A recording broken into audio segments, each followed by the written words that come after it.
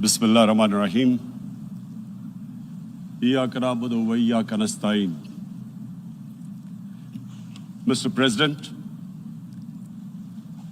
Honorable Secretary General, Excellencies,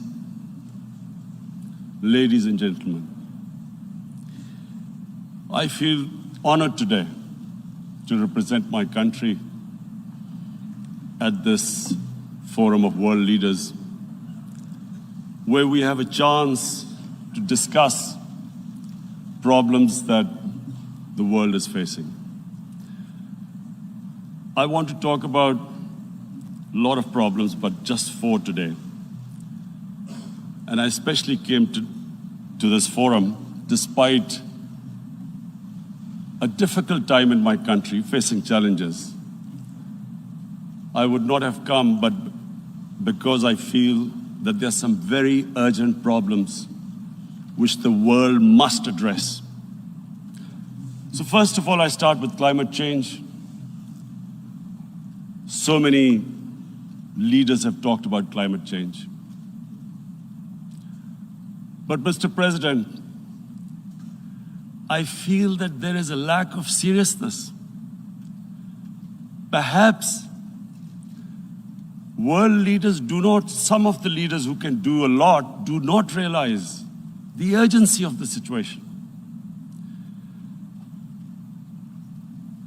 We have a lot of ideas, but as someone said, ideas without funding is mere hallucination. Pakistan, I'll give you start with my own country.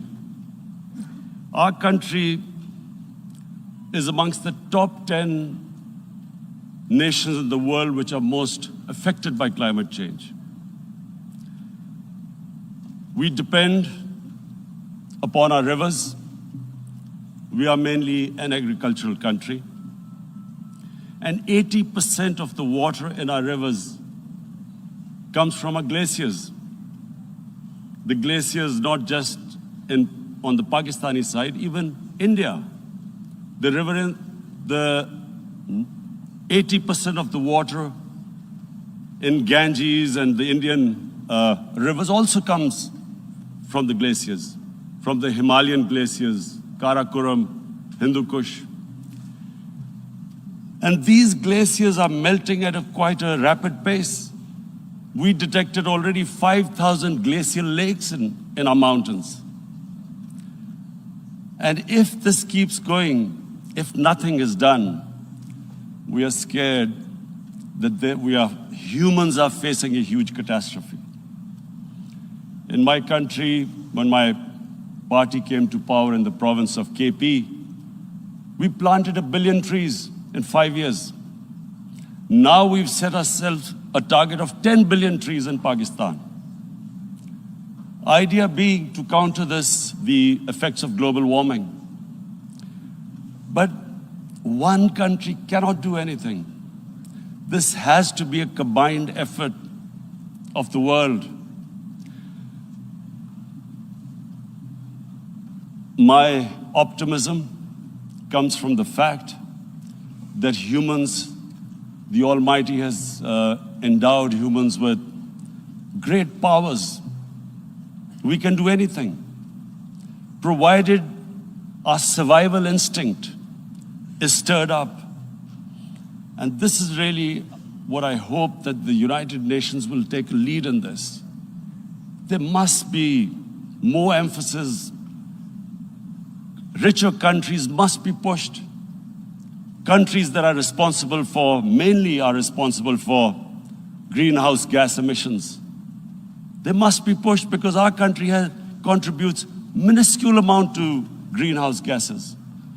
So I feel that the United Nations must take leadership in this. My second issue for me right now is even more critical. Mr. President, every year, billions of dollars leave the poorer countries and go towards rich countries. billions of dollars siphoned off by the ruling elites of the developing world. And they find their way into Western bank accounts, offshore accounts, tax havens, expensive properties hidden behind companies bought in Western capitals. Mr. President, this is devastating the developing world. This is causing more poverty, deaths. It's impoverishing the developing world. The difference between rich and poor countries is growing because of this. Money laundering, which happens because money leaves the poorer countries into rich countries, is not treated the same as, for instance, money from drugs or terror financing. The seriousness which terror financing and money from drugs, the way it is treated, it's not the same. The way the poor countries are being plundered by their elites. It's not happening. In my country, when I took charge of our government a year back, in the 10 years preceding that, our total debt went up 4 times. The debt we had accumulated in 60 years, just in 10 years, it went up 4 times. As a result, the total revenue we collected in 1 year, half of it went into debt servicing. How are we going to spend money on our human beings, 220 million people, when half the money is going into debt servicing? Because our country was plundered by the elites, the ruling elite. And easily they could get the money out. And when, Mr. President, we located properties in Western capitals bought by this money through corruption and money laundering, located the properties of these corrupt leaders, we find it so difficult to retrieve it. That money, if we retrieved that money, we could spend on our human beings. But it's so difficult. The laws protecting these criminals. We do not have the sort of money to have expensive lawyers and spend millions and millions of dollars.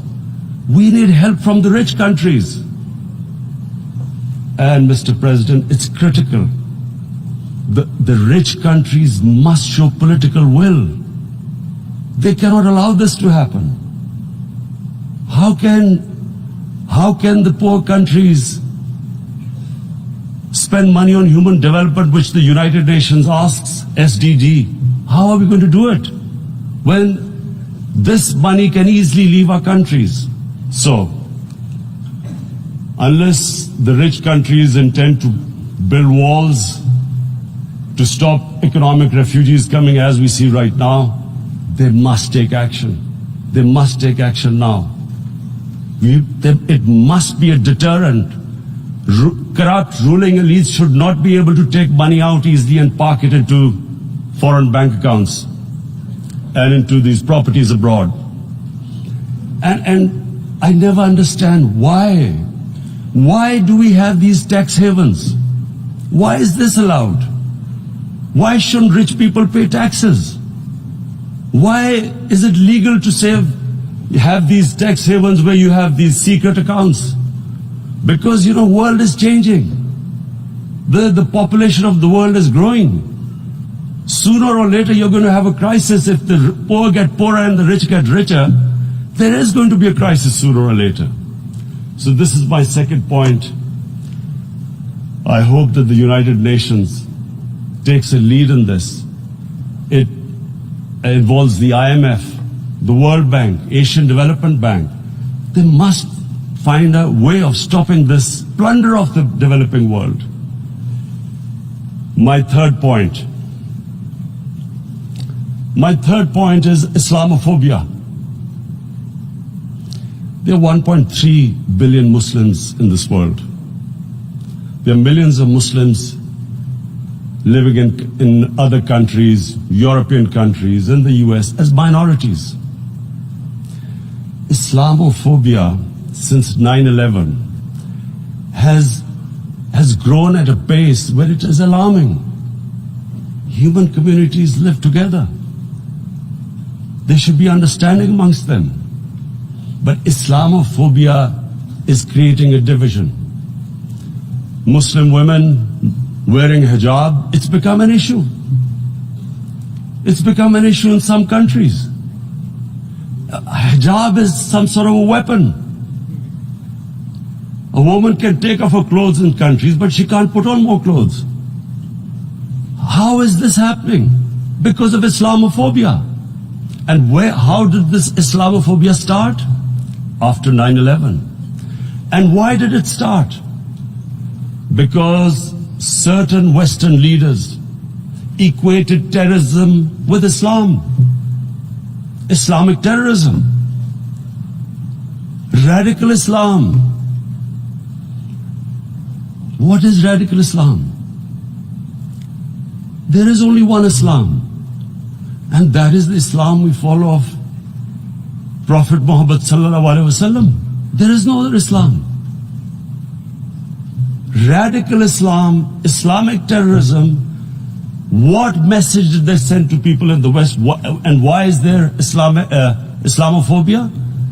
How is a person in New York, in the Midwest, in the US, in European capital, how is he going to distinguish between who is a moderate Muslim and who is a radical Muslim? Because terrorism has nothing to do with any religion. This Islamic terrorism, Islamic radicalism, and sadly used by leaders, this has been the main reason for this Islamophobia. And it has caused pain amongst Muslims. We in Muslim countries watch this Islamophobia traveling abroad, and it's getting worse. And may I just say, Mr. President, that in European countries, it is marginalizing Muslim communities. And we all know that marginalization leads to radicalization. Some of the people who ended up as militants in Syria and other places were from marginalized Muslim communities. And my point here is that we must address this issue. I'm sad to say that we Muslim leaders have not addressed this issue either. After 9/11, when this thing came about war against radical Islam, rather than Muslim leaders trying to explain to the West that there is no such thing as radical Islam, in all human communities, they are radicals. They're liberals and rest are moderate. All human communities, Christians, Jews, everyone has it. But Islam is not radical, neither Judaism, neither Christianity, neither Hinduism. No religion preaches radicalism. The basis of all religion is compassion and justice, which differentiates us from the animal kingdom. But unfortunately, the Muslim leadership was so scared of being called radical Islam that all of them became moderates. In Pakistan, we were in the eye of the storm, and our government coined a phrase called enlightened moderation. No one knows what it meant, but everyone started putting on Western suits that they were moderates, started speaking. Even those who didn't know English would speak English because they were moderates. No one had a clue what it was, because we in the Muslim world did not explain to the West that there is no such thing as radical Islam. One of the reasons why after 9/11 Islam was supposed to be equated with terrorism was suicide attacks. Because the 9/11 bombers did a suicide attack, all sorts of theories came up that the Muslims are involved in suicide attacks because they will get virgin in heavens. Some came up with, what about women? Suicide attackers. So this bizarre thing happened. No one explained. Suicide attacks and Islam were equated. No one did research that before 9/11, the majority of suicide attacks in the world were by Tamil tigers, who were Hindus. No one blamed Hinduism, and quite rightly. What has Hinduism got to do with what desperate people were doing in Sri Lanka? We all know about, we've seen films about Japanese kamikaze pilots at the end of the Second World War doing suicide attacks. No one blamed the religion. But here we were trying to prove we were moderates and not explaining to the West.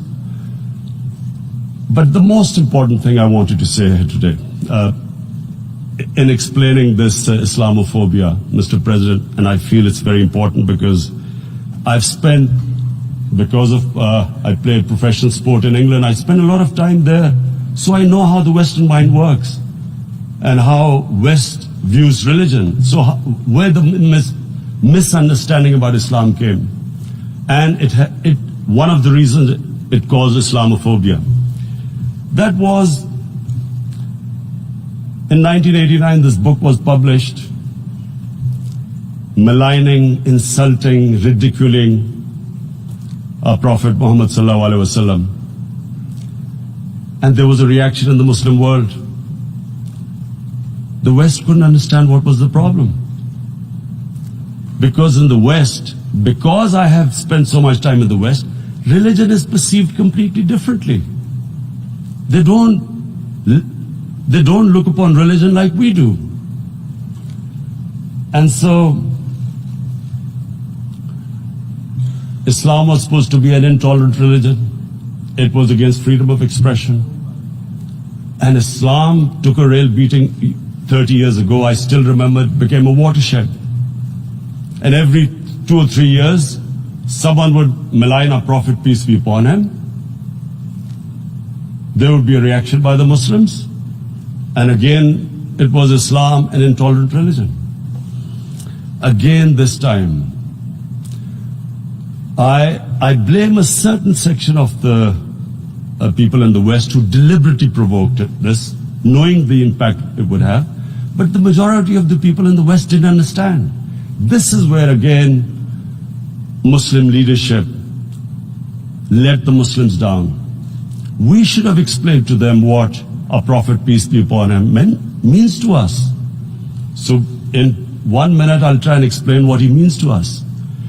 Our Prophet was the witness to the divine book, the Holy Quran. The Holy Quran is the book of guidance for Muslims, and the Prophet's life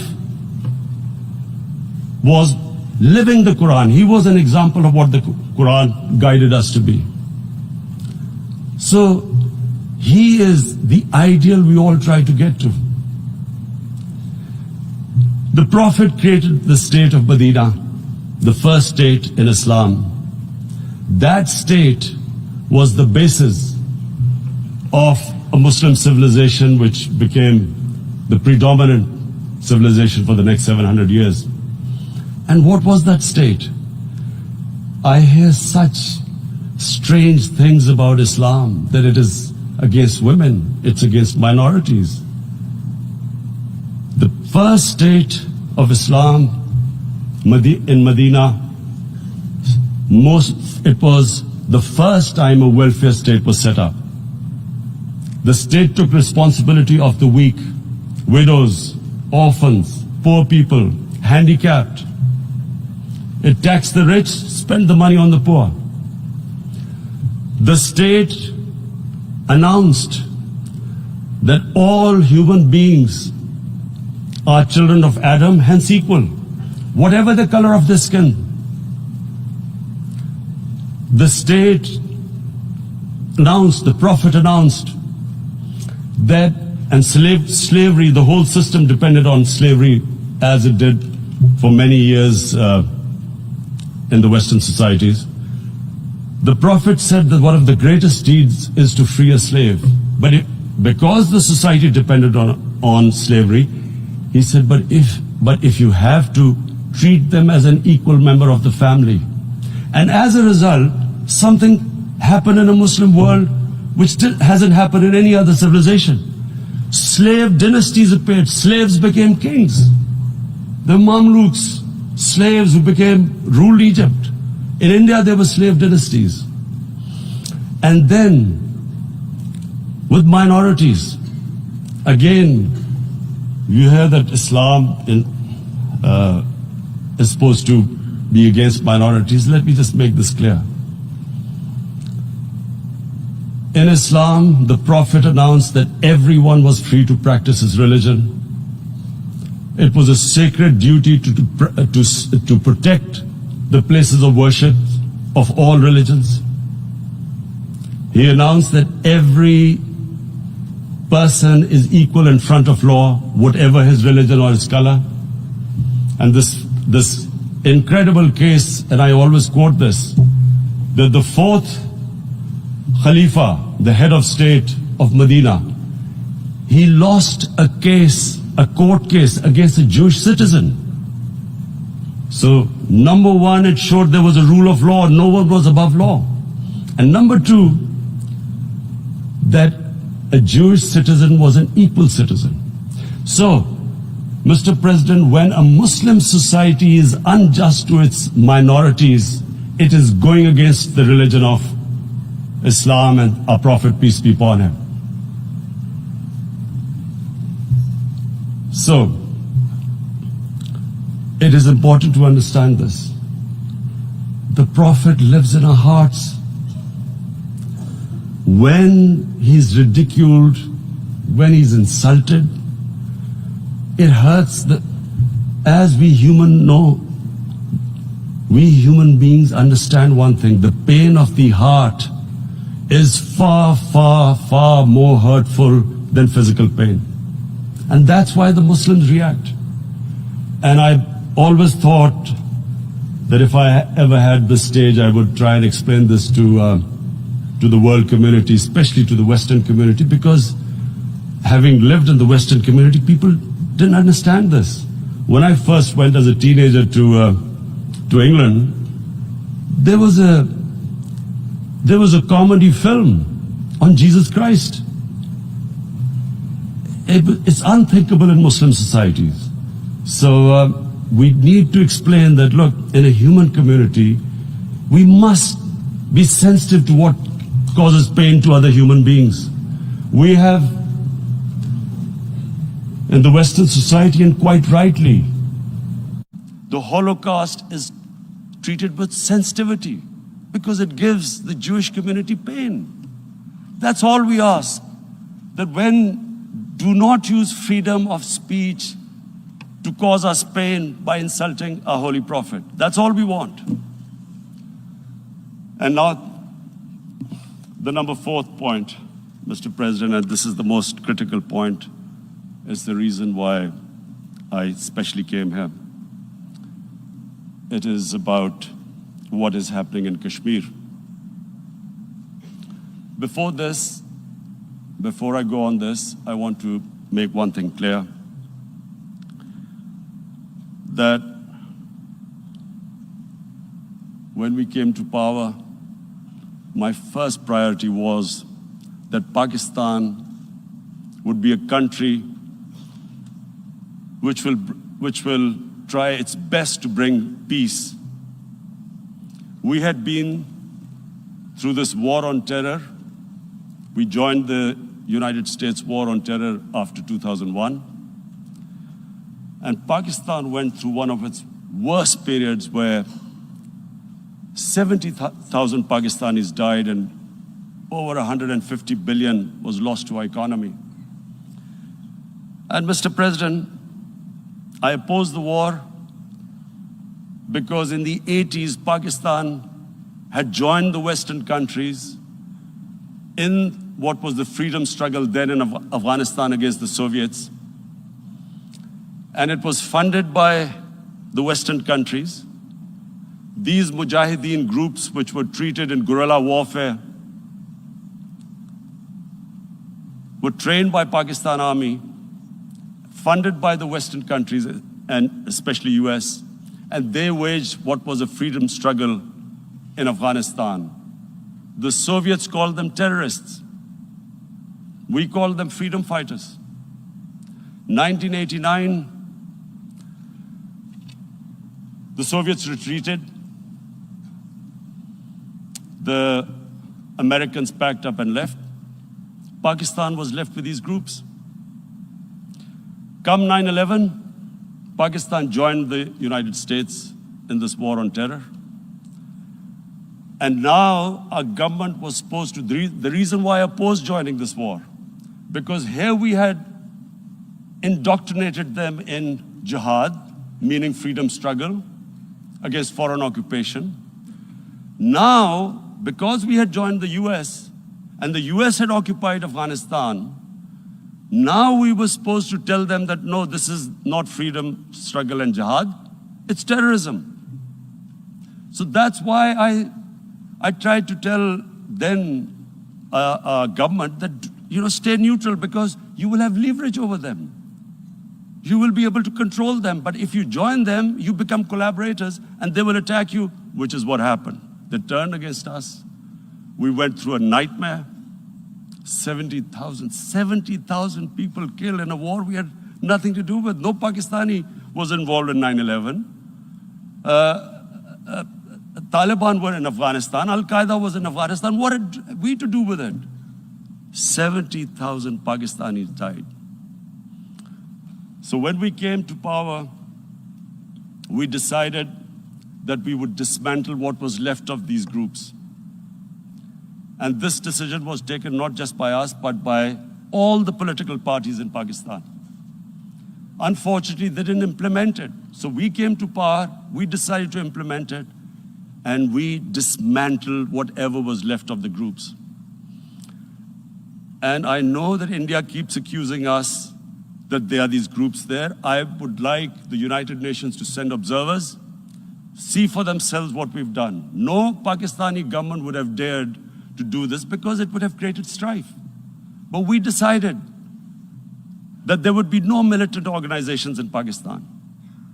So I need to give you this background and to what I'm going to say later on. And secondly, we started mending fences. I invited the Afghan president. We developed a relationship with Afghanistan. We had problems with Iran. We mended fences there. And then India. Now let me just give you a little background about my relationship with India.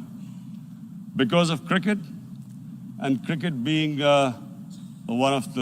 it's a passion in the subcontinent, I had great following in India. I have friends in India, and I loved going to India. So immediately, when my party came to power, the first thing we did was to immediately reach out to India.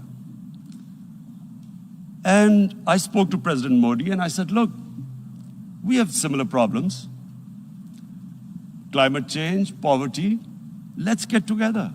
Let's resolve our differences through trade. Let's build a relationship on trust.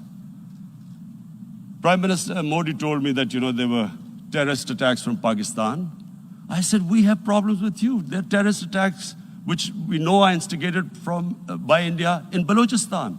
We caught a spy, Kulbhushan Yadav, who admitted what the sabotage going on in Karachi and Balochistan. So we said, look, let's leave that behind.